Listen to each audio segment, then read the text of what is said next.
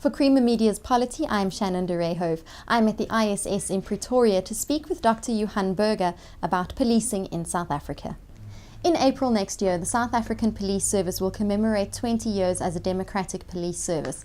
However, the SAPS hasn't always lived up to public expectations of democratic policing. How would you describe the concept of democratic policing? Well, I think it is important that a democratic police agency is subject to the rule of law in the first place. Secondly, I think it is important that they stand outside of politics. In other words, they should not be open to political interference. Thirdly, I think it is important that a democratic police agency is seen as respectful of human rights and human dignity. Those are three things, I think, are to me the building blocks of a democratic police agency. With the 20-year commemoration approaching, we need to ask questions about the next 20 years. If the SAPS continues on the low road, what would this scenario entail? Well, I'm afraid, if the SAPS continue on the low road, we'll see more of the same. We might see an increase in levels of distrust in the police service. We'll see a continuation of poor discipline, low morale, a lack of efficiency, and all of these things will increase over time. So eventually, a spiral of incompetency and distrust. So just a further decline overall in the quality of policing that we see at the moment. What should government do to avoid the low road scenario? Well, I think we are fortunate in the sense that we already have a turnaround strategy. Although it's not called that, it is called the National Development Plan, Chapter 12, which provides inter alia for the democratization of the police service. It does provide for a number of concrete steps that can be taken to create a professional police service. And one of the most acceptable recommendations, given the problems that we have at the moment with the police, is the appointment of the National Commissioner as well as the Deputy National Commissioners on a competitive basis. This means that in future the President would be limited in the freedom that he has with the appointment of a National Commissioner. At the moment, the President can appoint any person that he or she likes to appoint. If these new recommendations are implemented, remember these recommendations are already approved by Cabinet. This was approved in 2012 already. So government accepts that these are the conditions that should apply in future. So what we now need to see is the implementation of these recommendations. So people who believe that they qualify can apply for the position. An independent committee will screen these applications. They will compile a shortlist. They will interview these individuals. They will be properly vetted. So a whole process will be followed in the way that judges are currently appointed.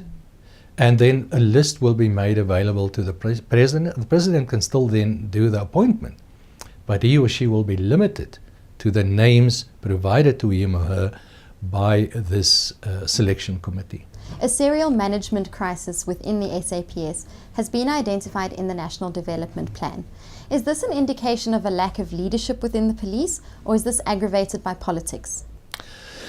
Well, I think it's a little of both. I think the fact that we have this serial crisis of management is to a large extent the result of the appointment of people to top positions in the police service who have no policing background, no policing experience, no policing qualifications. In other words, those individuals, as far as policing expertise is concerned, has no qualifications, no experience. So it is one of the most difficult things to comprehend, how you can appoint someone to manage the police service when that person has no background of whatever nature in policing. So similar appointments then happened around this individual to other senior positions in the police service. So on the one hand, you have a situation now at the top leadership in the police service of a growing number of top officials in the police service that has no policing background. And they have to manage a police organization of almost 200,000 people who has to execute a policing mandate provided for by our Constitution. So it doesn't make any sense, really. Secondly, I think in the process, top officials in the police service, starting way back with Jackie Selebe, who was convicted on a serious charge of corruption and sent to prison for 15 years. In his wake followed a whole range of top police officers, generals, and other senior officers who became involved in criminal activities. Some of them currently on suspension. At some stage 2 years back, I think there were 6 or 7 generals, only generals, on suspension. I mean, it's absolutely incomprehensible that you can have a situation like this. We have your top officials on suspension being investigated for serious criminal offences. Some of them have left the police, fortunately, but we still currently have a situation where 4 generals are on suspension because they are being investigated for serious criminal offences. There are other generals who is fortunate enough not to be suspended, but also being investigated serious criminal offences. So it is just logical that when you have a situation like this where your leadership is embroiled in all kinds of criminal investigations and infighting, suspensions, that there will be a loss of respect from the police themselves, those men and women that you are supposed to be leading.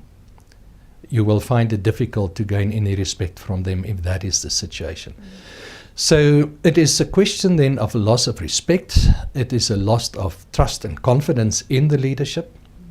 And if that is the situation within the police service, how on earth can we expect the public out there to have any trust in this organization? And of course, this then I think leads to a situation where you create conditions of almost freedom amongst those inclined to become involved in criminal offences themselves, right down to the lower ranks. Because I think a feeling develops that if our leadership, can do these things and get away with it, why not? Why can't we do the same thing? So it leads to a loss of accountability as well. So people do things, and then there's very little accountability. So I think all of this results from mistakes that you make in the appointment in top or senior positions in the police. Several individuals who don't have any policing experience or expertise have been appointed to senior positions in the SAPS, with National Commissioner Ria Piega being one of these appointments. Are there any ways to move forward?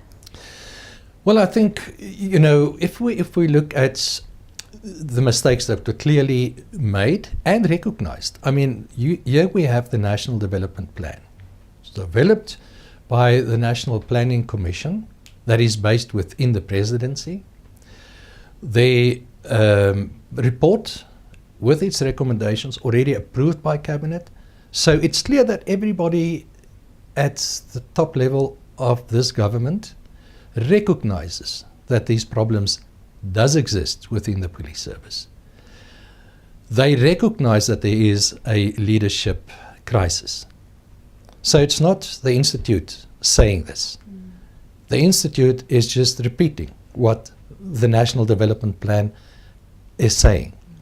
And of course, we agree with that. Now, what we now need to see for a change, how to reverse this whole problem, is when new positions are filled, or when positions become vacant, that the recommendations in the National Development Plan be applied. For example, such as with the appointment of the National Commissioner, keeping in mind that the National Commissioner had the same freedom as has the President with the appointment of the National Commissioner to appoint Deputy National Commissioners.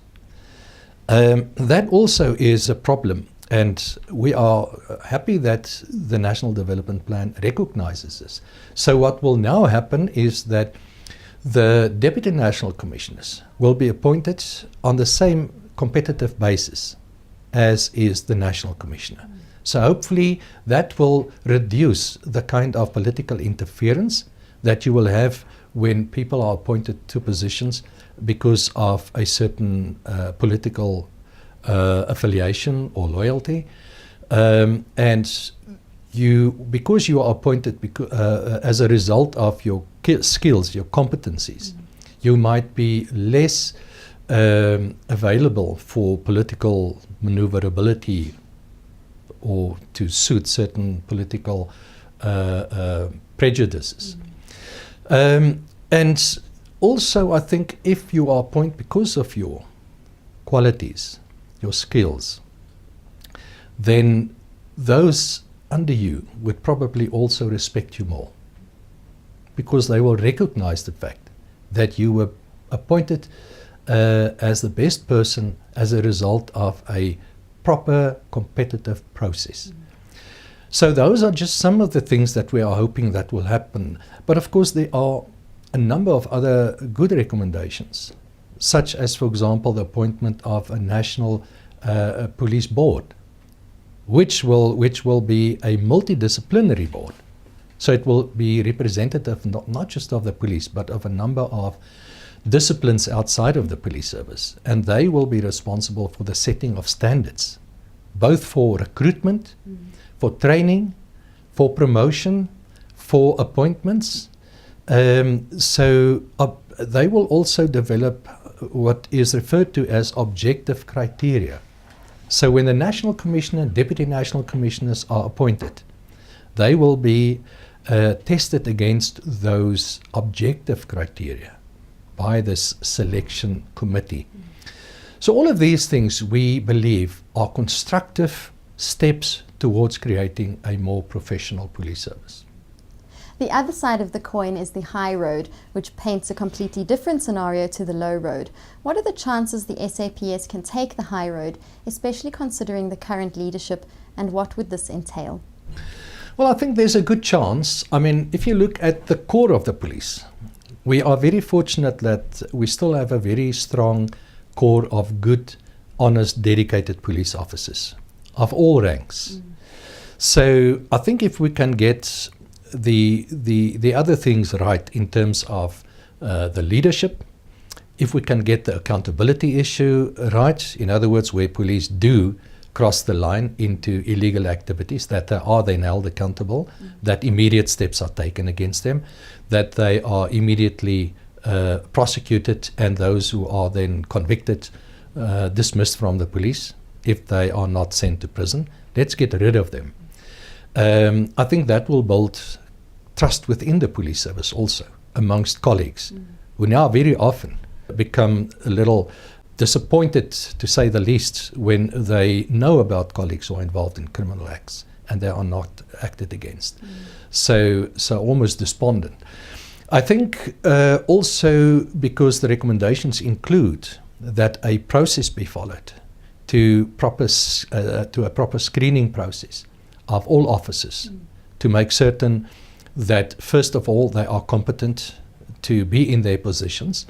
Those who are found to be not competent enough to be in their current positions will either receive further training, or they will be removed to other positions where they perhaps, in terms of their skills, make a better fit. So the whole idea is to make certain, through these processes that are recommended in the National Development Plan, that those who fill particular positions are sufficiently competent to be in those positions. So not only should we then see more efficient running of those offices occupied by competent officers, but then also the services that they deliver, both to the police service and to the public. So, a number of other recommendations are made in terms of training, in terms of recruitment, and so on. So, obviously, this will take time. The degradation that happened in the police service over time, I mean, it's for at least a decade or more, we've seen this growing. This will not be undone in a short time, but at least we need to start the process. If we do, if there's a seriousness and a commitment by the political leadership, and we've seen this in the statements of the new minister recently, it does indicate the kind of commitment that is needed for the process. So hopefully, if everybody does what they say, and we get these steps that are included in this plan implemented, and even though it may take some time, I think what everybody wants to see is a start and a commitment to these things. Once we get this done, when we get this going, I think everybody will support the process. And of course, we'll be there to watch, to keep a watch and make certain that it does happen. But I'm convinced that if we can get this process going, then it will be the start, the beginning of something new, something professional, which I think we are capable of. We still have enough people within the police service that will enable us to create a professional police service. Thank you for your time. That was Dr. Johan Burger of the ISS discussing policing in South Africa.